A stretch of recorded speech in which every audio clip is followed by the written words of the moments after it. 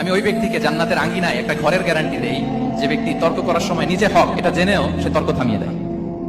অনেক সময় হয় না, অনেকে পায়ে পাড়া দিয়ে ঝগড়া করতে আসে, এরকম আসে না নাই? আপনি চুপচাপ দেখবেন একটা বাজে কমেন্টস করতেছে, আবার কমেন্টের নিচে কমেন্ট, আবার গালি, হ্যাঁ আছে না এরকম?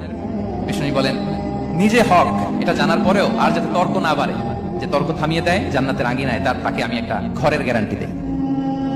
ওবিবাইতিন ফি ওয়াসাতিল জান্নাতি লিমান তারাকাল কাযিবা ওয়া ইন কানা মাযিআন। আর ওই ব্যক্তিকে আমি জান্নাতের মাঝখানে একটা ঘরের গ্যারান্টি দেই যে ব্যক্তি কৌতুক করার সময়ও মিথ্যা পরিহার করে। করতেছে কৌতুক, ফান করতেছে, আর ইজ কিডিং, ফান করে, কৌতুক করে, কিন্তু কৌতুকের সময়ও সে মিথ্যা বলে না। এই স্বভাব যাদের, তাদেরকে আমি জান্নাতের মাঝ বরাবর একটা ঘরের গ্যারান্টি দেই।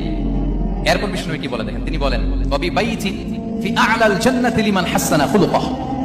আর জান্নাতের একেবারে হাইস্ট পিক অফ প্যারাডাইস, জান্নাতের সর্বোচ্চ স্তরে আমি একটা ঘর বা একটা বাসভবনের গ্যারান্টি ওই ব্যক্তিকে দেই যে তার আচরণটা সুন্দর করেছে, যে সুন্দর আচরণের অধিকারী হয়েছে, তাকে জান্নাতের হাইস্ট পিকে আমি একটা বাসভবনের গ্যারান্টি দেই। তাহলে বলেন তো আমাদের আচরণটা সুন্দর করার দরকার আছে না নাই? এটা খুব ছোটখাটো একটা আমল, তাই না? কথা বলেন দক্ষিণ কোরিয়া প্রবাসী ভাইরা, আওয়াজ করে বলেন, এটা কি ছোট আমল? দেখলে সালাম দিব, সুন্দরভাবে কথা বলবো, ভালো উইশ করব, হ্যাঁ, হিংসা জিঘাংসা অহংকার থেকে মুক্ত থাকবো, খিটখিটে মেজাজের হব না, অলওয়েজ স্মাইলিং ফেস থাকবে আমার, হৃদ্যতাপূর্ণ আচরণ। এই কাজটা কি ছোট আমল? আওয়াজ করে বলেন, এই আমলটা কি ছোট না বড়?